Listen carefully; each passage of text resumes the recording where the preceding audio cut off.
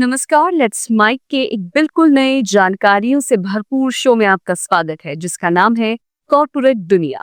ये सिर्फ एक प्रोग्राम नहीं है बल्कि एक खिड़की है उस दुनिया की तरफ जहां बिजनेस की चालें, स्टार्टअप्स की उड़ानें, मार्केट की धड़कनें और कंपनियों के भीतर की कहानियां आपको समझाई जाएंगी आसान, रोचक और भरोसेमंद अंदाज में। आइए सबसे पहले नजर डालते हैं कारोबार की दुनिया की आज की खबरों पर। भारत के मुख्य आर्थिक सलाहकार वी अनंत नागेश्वरन ने इंडियन चैम्बर ऑफ कॉमर्स द्वारा आयोजित एक वर्चुअल कार्यक्रम में कहा कि अमेरिका की ओर से हाल ही में लगाए गए टैरिफ से प्रभावित निर्यात क्षेत्रों को सहारा देने के लिए केंद्र सरकार, निजी क्षेत्र और दूसरे स्टेक होल्डर्स मिलकर काम कर रहे हैं।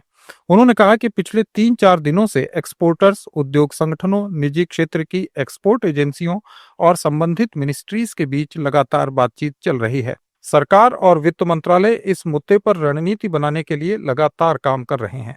उनका कहना है कि इस रणनीति का मकसद प्रभावित निर्यात क्षेत्रों को समय और वित्तीय सहायता देना है ताकि वे इस संकट से न केवल उबर सकें बल्कि और मजबूत होकर सामने आएं। रूस ने चालू वर्ष के पहले 6 महीनों में भारत को उर्वरक निर्यात 20% बढ़ाकर 25 लाख टन कर दिया है। इससे देश के कुल आयात में उसकी हिस्सेदारी रिकॉर्ड 33% हो गई है। कुल मिलाकर 2025 के पहले 6 महीनों में रूस से आपूर्ति में 4 लाख टन की बढ़ोतरी हुई। रूसी उर्वरक उत्पादक संघ के प्रमुख आंद्रे गुरियेव ने कहा कि भारत के आयात में हर तीसरा टन उर्वरक रूस से है।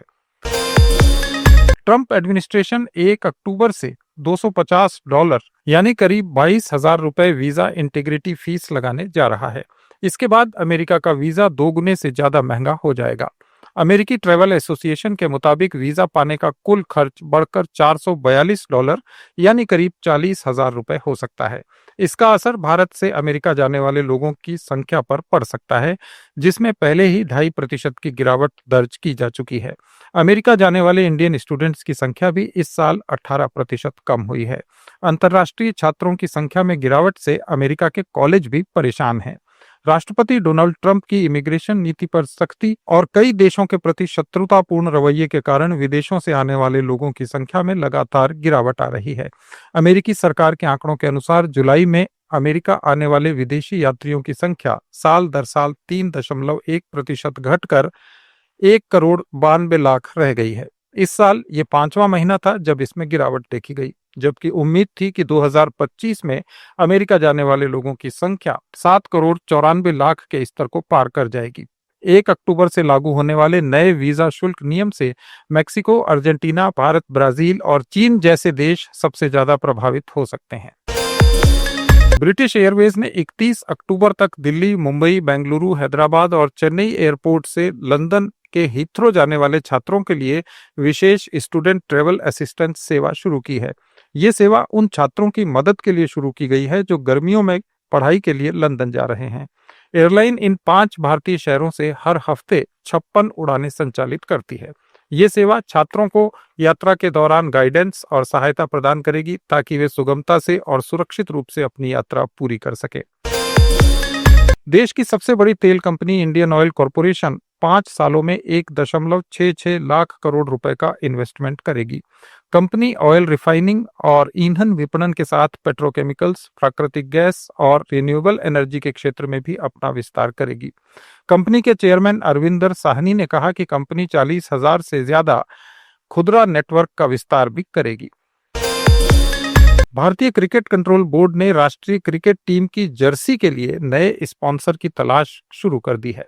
ये कवायद तब शुरू हुई जब फैंटेसी स्पोर्ट्स प्लेटफॉर्म ड्रीम 11 ने हाल ही में लागू हुए ऑनलाइन गेमिंग नियमों के कारण अपनी साझेदारी खत्म कर दी। बीसीसीआई अब 2025 से 2028 तक के लिए करीब 452 करोड़ रुपए की नई स्पॉन्सरशिप डील की उम्मीद कर रहा है।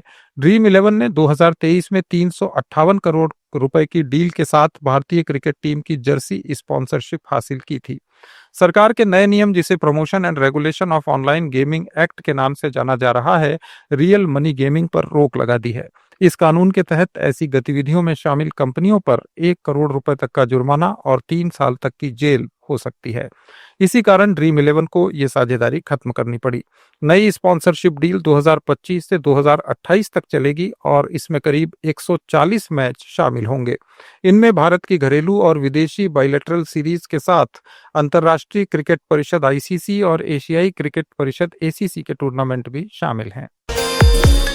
अडानी ग्रुप की अडानी पावर को मध्य प्रदेश सरकार से एक बड़ा ऑर्डर मिला है। अडानी पावर ने बताया कि उसे मध्य प्रदेश के अनूपपुर जिले में विकसित होने वाले 800 मेगावाट के नए ultra super critical thermal power plant से बिजली की सप्लाई के लिए MP power management company limited से लेटर ऑफ अवार्ड के रूप में ये ऑर्डर मिला है। इस प्रोजेक्ट से हजारों लोगों को रोजगार भी मिलेगा। ये इकाई 54 महीनों के अंदर चालू हो जाएगी। कंपनी संयंत्र और संबंधित बुनियादी ढांचे की स्थापना पर लगभग 10,500 करोड़ रुपए का निवेश करेगी। उम्मीद है कि ये भारत की बढ़ती बिजली मांग को पूरा करने में महत्वपूर्ण भूमिका निभाएगी और साथ ही मध्य प्रदेश के लिए किफायती ऊर्जा भी सुनिश्चित करेगी। इसके अतिरिक्त निर्माण चरण के दौरान 6,000 से 7,000 लोगों को और ऑपरेशन के दौरान 1,000 लोगों को रोजगार मिलने की उम्मीद है। मार्केट वैल्यूएशन के लिहाज से देश की 10 सबसे बड़ी कंपनियों में से 8 की वैल्यू पिछले हफ्ते 2.25 लाख करोड़ रुपए कम हो गई। सबसे ज्यादा गिरावट रिलायंस इंडस्ट्रीज में 70,707 करोड़ रुपए की रही।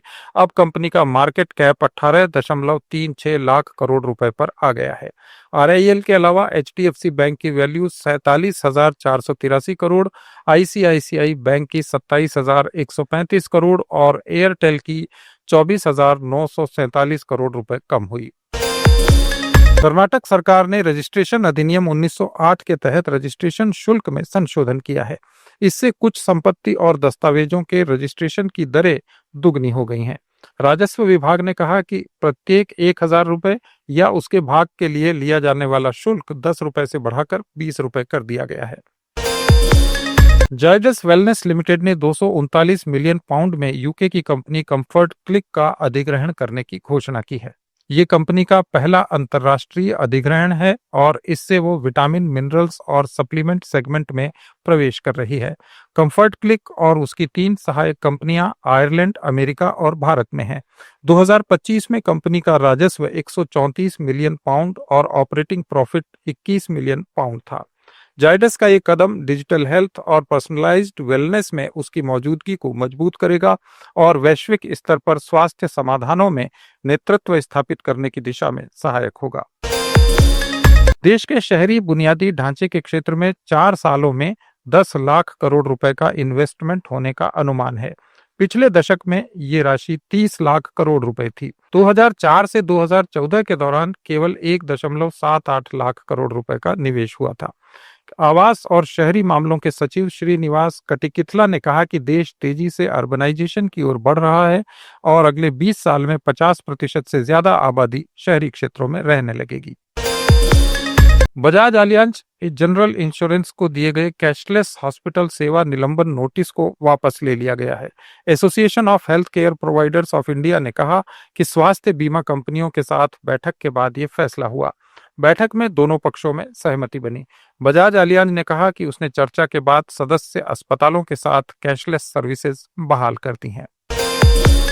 भारत में कुल वायरलेस सब्सक्राइबर बेस जुलाई के आखिर तक 117 करोड़ 19 लाख पर पहुंच गया। ट्राई के अनुसार शहरी वायरलेस ग्राहकों में 31.6% की बढ़ोतरी हुई और ये संख्या 64.1 करोड़ हो गई। वहीं ग्रामीण ग्राहकों में 21.2 करोड़ की कमी हुई और ये 53.88 करोड़ रह गए। इसी कारण जुलाई में शहरी हिस्सेदारी 54.7% और ग्रामीण हिस्सेदारी 45.3% रही। दूसरी ओर मोबाइल ग्राहकों की संख्या बढ़कर 116.3 करोड़ हो गई है। इनमें से शहरों में रहने वाले लोग 63.6 करोड़ और गांवों में रहने वाले लोग 52.74 करोड़ हैं। भारतीय प्रतिभूति और विनिमय बोर्ड यानी सेबी ने गोल्डन टोबैको लिमिटेड केस में डालमिया ग्रुप के चेयरमैन संजय डालमिया के खिलाफ आदेश पारित किया है। जीटीएल केस में वर्षों से पैसे के दुरुपयोग और वित्तीय विवरण में गड़बड़ी का आरोप लगाया गया है। सेबी ने संजय डालमिया को बाजार से प्रतिबंधित कर दिया और जुर्माना भी लगाया। सेबी ने अपने आदेश में जीटीएल के प्रवर्तक संजय डालमिया को 2 साल की अवधि के लिए प्रतिभूति बाजार में प्रवेश करने से रोक दिया है।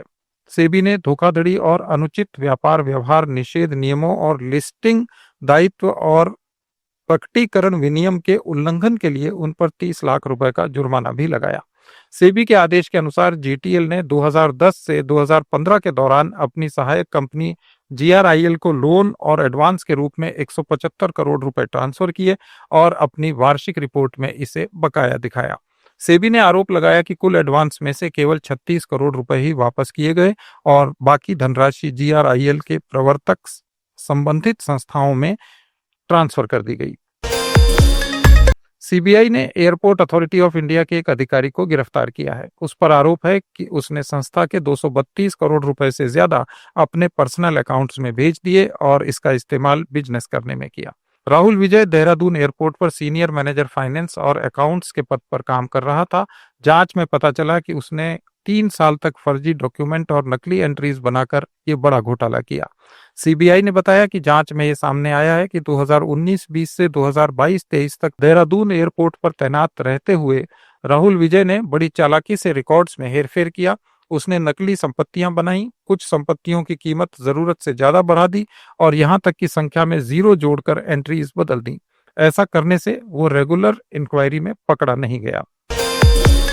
जीएसटी की खुफिया शाखा ने 145 करोड़ रुपए के फर्जी बिल जारी करने से जुड़ी एक धोखाधड़ी का पर्दाफाश किया है। इसमें लगभग 43 करोड़ रुपए की टैक्स चोरी हुई। जीएसटी खुफिया महानिदेशालय डीजीजीआई बेलागावी की इकाई ने कहा कि लोगों के एक ग्रुप ने जाली दस्तावेजों का उपयोग करके नकली जीएसटी रजिस्ट्रेशन कराए और धोखाधड़ी से इनपुट टैक्स क्रेडिट का फायदा उठाया और उसे आगे बढ़ाया। आरोपियों के परिसर की तलाशी के दौरान अधिकारियों को इस बारे में कई सबूत मिले। इनमें एक मोबाइल फोन, जाली दस्तावेज, फर्जी आधार कार्ड और साइन बोर्ड की तस्वीरें शामिल हैं। जांच से पता चला कि फर्जी इनवॉइस और ई-वे बिल बनाने के लिए बिना किसी वास्तविक व्यवसाय वाली फर्जी संस्थाओं का इस्तेमाल किया जा रहा था। इस मामले में एक व्यक्ति को अरेस्ट किया गया है। भारतीय रिजर्व बैंक ने वैधानिक और नियामक अनुपालन में कमियों के लिए बंधन बैंक पर 44.7 लाख रुपए का जुर्माना लगाया है। आरबीआई ने कहा कि 31 मार्च 2024 तक बैंक की वित्तीय स्थिति के संदर्भ में निरीक्षण किया गया था। बैंक ने कुछ कर्मचारियों को कमीशन के रूप में पारिश्रमिक का भुगतान किया। निर्देशों का पालन न करने के निष्कर्षों पर बैंक को शो कॉज नोटिस जारी किया गया था। हिमाचल प्रदेश में भारी बारिश के कारण आई आपदा के कारण तबाही हुई है। स्टेट इमरजेंसी ऑपरेशन सेंटर के अनुसार चालू मानसून सीजन के दौरान राज्य में 91 जगह बाढ़ आई, 45 जगह बादल फटे और 93 जगह लैंडस्लाइड की घटनाएं हुई। इस कारण 3040 करोड़ रुपए से ज्यादा का नुकसान हुआ। हिमाचल प्रदेश में बारिश से जुड़ी घटनाओं में कम से कम 320 लोगों की मौत भी हुई है और 40 लोग अभी लापता हैं। अधिकारियों ने बताया कि मणिमहेश यात्रा पर गए हजारों तीर्थयात्री अभी भी चंबा जिले में फंसे हुए हैं। इनमें से ज्यादातर भरमौर में फंसे हैं, जिन्हें सुरक्षित घर भेजने के प्रयास जारी हैं। ये थे कॉर्पोरेट जगत के आज के कुछ प्रमुख समाचार। अपडेट्स के लिए जुड़े रहिए लेट्स माइक के साथ। आप सुन रहे थे let's mic more than radio. Follow कीजिए हमें हमारे सोशल मीडिया प्लेटफॉर्म्स पर। It's time for news. It's time for more than radio. Presenting the first radio news app, Let's Mic. Let's Mic, a news-based app on your phone where you get to watch and listen news, talk shows, interviews, radio show podcasts. On Let's Mic, you get all relevant information of TV, print, radio, podcast, and digital. Let's Mic talks about every segment of life.